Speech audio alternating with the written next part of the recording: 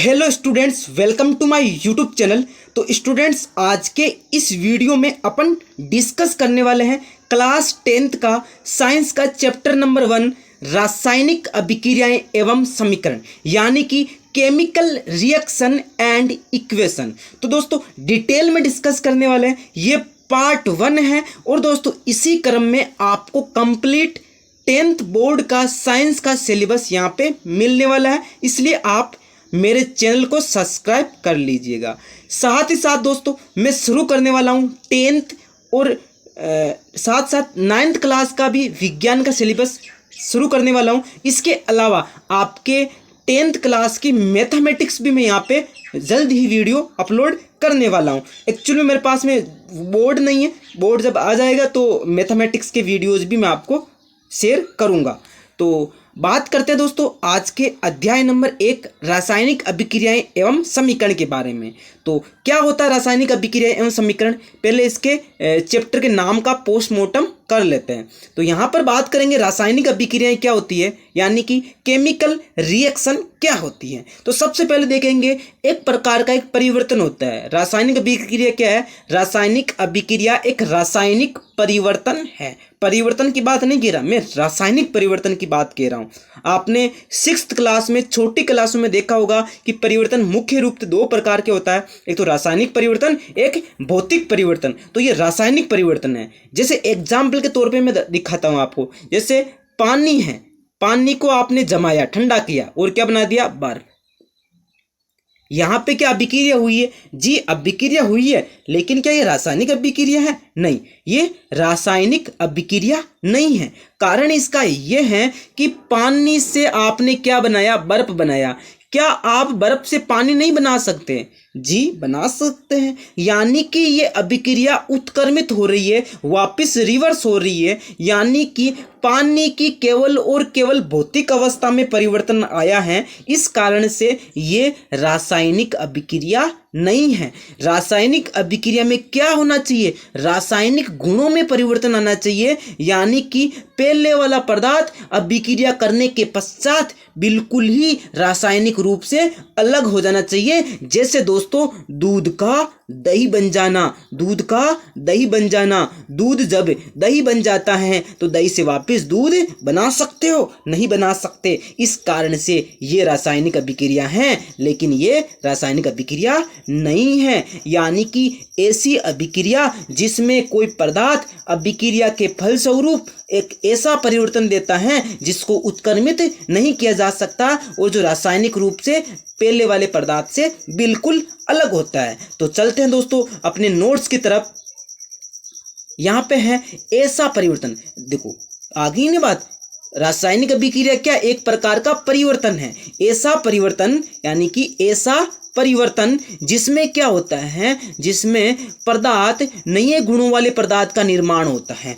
ऐसा परिवर्तन 2 पदार्थों के बीच में, जैसे ए पदार्थ है वो बी पदार्थ से अभिक्रिया करके ए बी पदार्थ बनाया। तो इस अभिक्रिया में आप देखोगे कि 2 अलग अलग पदार्थ जो कि अलग अलग नेचर के हैं, अगर इनके नेचर की बात करूं ए प्लस बी की अभिक्रिया करने के बाद में ए बी जो बनाएगा वो पूर्णतया अलग होगा, वो इसको रिवर्स यानी उल्टा भी नहीं किया जा सकता। तो ऐसी अभिक्रिया को रासायनिक अभिक्रिया कहा जाता है। तो आप सुनिएगा रासायनिक अभिक्रिया क्या होती है। तो रासायनिक अभिक्रिया ऐसा रासायनिक परिवर्तन है जिसमें क्या होता है? नए पदार्थ बनते हैं जो कि पहले वाले पदार्थ से रासायनिक गुण में बिल्कुल अलग होते हैं। तो आप लिख सकते हैं ऐसे परिवर्तन जिनमें नए गुणों वाले पदार्थ का निर्माण होता है उसे रासायनिक अभिक्रिया कहते हैं। ये तो दोस्तों एक ही परिभाषा है, इसकी 17 परिभाषा बना सकते हैं अपन अपने तरीके से तोड़ फोड़ करके। यानी कि जब 2 या 2 से अधिक पदार्थ आपस में जुड़ते हैं या टूटते हैं और उससे कोई नया पदार्थ बनता है जो कि पहले वाले पदार्थ से बिल्कुल अलग होता है रासायनिक रूप से, तो उसको क्या कहते हैं? रासायनिक अभिक्रिया कहते हैं। नेक्स्ट बात करते हैं, ऐसे पदार्थ जो रासायनिक अभिक्रिया में हिस्सा लेते हैं अभिकारक कहलाते हैं। यानी कि दोस्तों एक तो होता है अभिकारक और एक होता है उत्पाद। एक तो होता है अभिकारक, एक होता है आपका उत्पाद। इनमें क्या अंतर होता है? तो बात करते हैं, जैसे कोई पदार्थ ए है, ये अभिक्रिया बी से करता है और एक ए बी सब्सटेंस बनता है। आप चाहो तो ऐसे मान लो, या मान लेते कोई पदार्थ ए बी है जो टूट करके ए प्लस बी बनाता है। या फिर दोस्तों आप और भी मान सकते हो, जैसे ए बी और सी कोई पदार्थ है, आपस में टूट करके ए प्लस बी प्लस सी पदार्थ बनाता है। तो ए सी बी के कोई सी भी आप अभिक्रिया उठा लीजिए। तो मैं फिलहाल ए की अभिक्रिया उठा लेता हूँ यहाँ पे ये। तो यहाँ पर अगर देखूंगा तो इसमें दो प्रकार के दो पक्ष है। एक तो आपके एल एच साइड, एक है R H side. L H S का मतलब होता है लेफ्ट हैंड साइड, उल्टे हाथ वाला। तो उल्टे हाथ वाला कौन है? A plus B. और सीधे हाथ वाला कौन है? A B. तो ए बी का वाला पद होता है R H S, right hand वाला साइड। और उल्टा साइड यानी left side L H S हो जाएगा, लेफ्ट हैंड साइड। तो जो लेफ्ट हैंड साइड में जो लिखा है वो अभिक्रिया होने से पहले का पदार्थ है। अभिक्रिया होने से पहले का पदार्थ है, इसको बोलते हैं अभिकारक। क्या बोलते हैं? अभिकारक यानी रिजेंट। अभिकारक किसको बोलते हैं? अभिक्रिया होने से पहले का पदार्थ होता है वो अभिकारक होता है, जो अभिक्रिया करता है। जबकि अभिक्रिया होने के बाद में जो बनता है, जो नया पदार्थ बनता है, उसको बोलते हैं उत्पाद। क्या बोलते हैं? उत्पाद। तो उत्पाद होता है वो क्या होता है? उत्पाद अभिक्रिया होने के बाद में जो बनता है वो उत्पाद होता है, जो कि अभिकारक से पूर्णतया अलग होता है। अब मैं आपसे पूछता हूं कि दूध से क्या बनता है? दूध से दही बनता है। जब आपने इसमें जो अपन मारवाड़ी लोग जामन बोलते हैं, यानी कि जब दूध में हल्का सा छाछ डाल देते हैं, जिसको जामन बोलते हैं, वो डाल दिया तो वो दही में बदल जाता है एक रात में या कुछ घंटों के अंदर।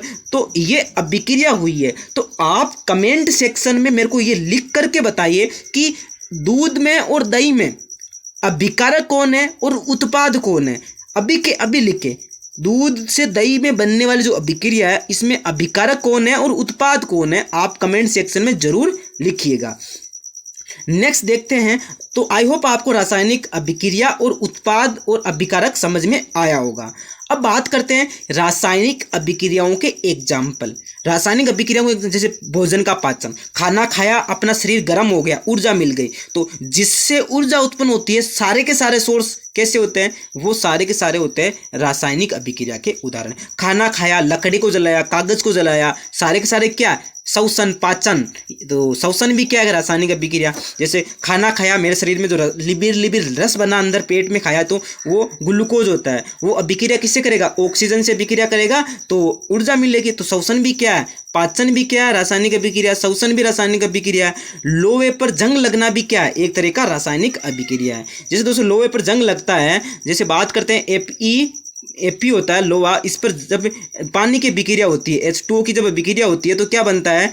Fe2O3 XH2O बनता है। तो यहाँ पर आप देखो कि ये जंग है, तो जंग में क्या होता है दोस्तों? लोहा है वो गल जाता है। एक तरह से दोस्तों ऑक्सीजन से ही अभिक्रिया हो रही है। तो लोहे पर जंग लगना भी क्या है? अपने आप में एक रासायनिक अभिक्रिया है। अगला है मैग्नीशियम फित्ते का देन। मैग्नीशियम का जो रिबिन होता है, उसका जो देन होता है, वो भी अपने आप में, जैसे मैग्नीशियम का होता है Mg, जब इसकी अभिक्रिया ऑक्सीजन से कराएंगे तो क्या बन जाएगा? MgO बन जाएगा, मैग्नीशियम ऑक्साइड बन जाएगा। तो ये भी अपने आप में क्या है? एक देन है। मैंने बताया कि देन में यानी जितनी भी जो जलने की प्रक्रिया होती है, सारे के सारे क्या होते हैं? रासायनिक अभिक्रिया होते हैं।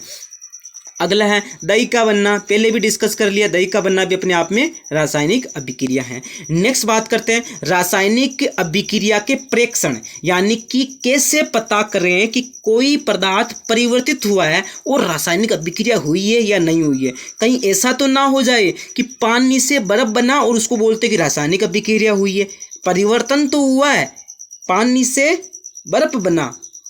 बर्फ बना, परिवर्तन तो हुआ है, लेकिन क्या नहीं हुआ? रासायनिक अभिक्रिया नहीं हुई। तो किन किन पॉइंटों को नोट करें जिससे कि पता चल जाए कि रासायनिक अभिक्रिया हुई है? तो यहाँ पे आपकी स्क्रीन पे 4 दे रखे हैं आपकी सिलेबस में। तो बात करते हैं अवस्था में परिवर्तन। जब कोई रासायनिक अभिक्रिया होती है तो उसकी अवस्था परिवर्तित हो सकती है। जैसे दोस्तों दूध होता है वो थोड़ा कम गाढ़ा होता है, जबकि दही गाढ़ा हो जाता है।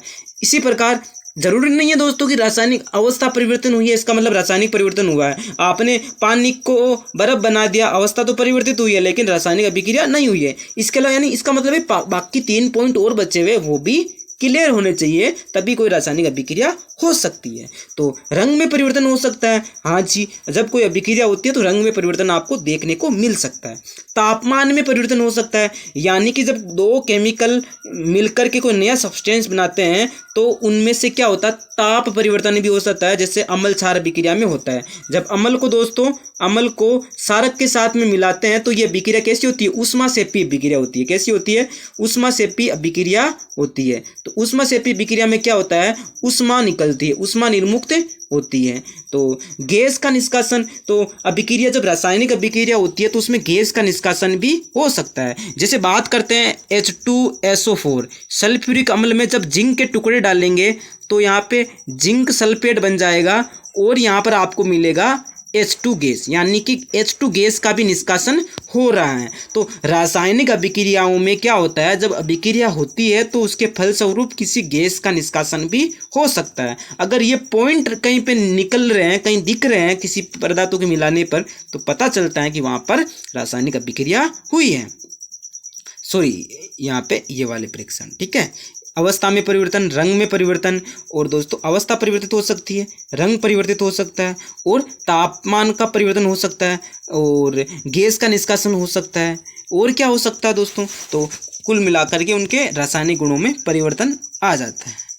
अब रासायनिक परिवर्तन को प्रदर्शित करना, जो रासायनिक परिवर्तन होता है उसको किसके द्वारा प्रदर्शित करें, किस तरह से उसको एक्सप्रेस करें, दिखाएं, तो उसको समीकरण द्वारा प्रदर्शित करते हैं। समीकरण 2 प्रकार का होता है, शब्द समीकरण, दूसरा होता है रासायनिक समीकरण। शब्द समीकरण में क्या होता है, उसके नाम द्वारा दर्शाते हैं। जैसे सल्फ्यूरिक अम्ल है, जिंक के साथ में अभिक्रिया करता है, सल्फ्यूरिक अम्ल है वो जिंक के साथ में अभिक्रिया करता है। सल्फ्यूरिक अम्ल किसके साथ में अभिक्रिया करता है, जिंक के साथ में अभिक्रिया करता है।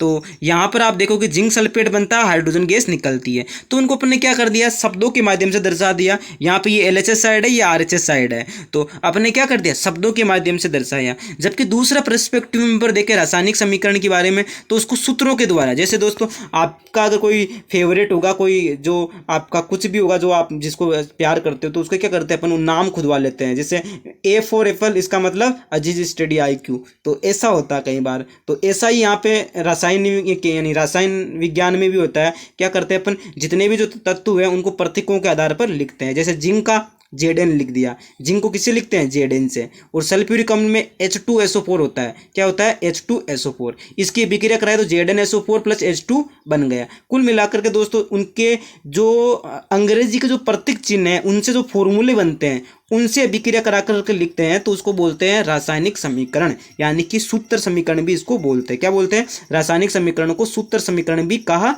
जाता है। तो कुल मिलाकर के 2 फॉर्मेट होती है, एक तो रासायनिक समीकरण, एक होता है आपका शब्द समीकरण। नेक्स्ट वीडियो में अपन देखेंगे कि इन समीकरणों को कैसे संतुलित करते हैं। एक्चुअल में रासायनिक समीकरण होता है, इनका ज़्यादा उपयोग होता है, और इन्हीं से अपन आगे अभिक्रियाओं को संतुलित करने का प्रक्रम देखेंगे। हिट एंड ट्रायल विधि क्या होती है, और भी कई सारे टॉपिक है दोस्तों यहाँ पर अपन डिस्कस करने वाले हैं। जैसे यहाँ पे आपको मैं दिखा देता हूँ, तो कई सारे, जैसे रासायनिक अभिक्रिया को संतुलित करना, ऊष्माक्षेपी अभिक्रिया, यहाँ पे वियोजन अभिक्रिया, सारे के सारे यहाँ पर अपना दोस्तों डिस्कस करने वाला है। जैसे यहाँ पर देखेंगे प्रकाशीय वियोजन, ये भी सारी इंपॉर्टेंट सारी अभिक्रिया दोस्तों अपन डिस्कस करने वाले हैं। तो इतना लंबा चैप्टर नहीं है, आई थिंक नेक्स्ट वीडियो में मैं आपको ये कंप्लीट करवा दूंगा। अच्छे से अपन पूरा सिलेबस यहाँ पे कंप्लीट करने वाले हैं, इसलिए आप मेरे चैनल को सब्सक्राइब कर लीजिए, आपको टाइम टू टाइम वीडियोज़ मिलते रहेंगे। So take care, bye bye.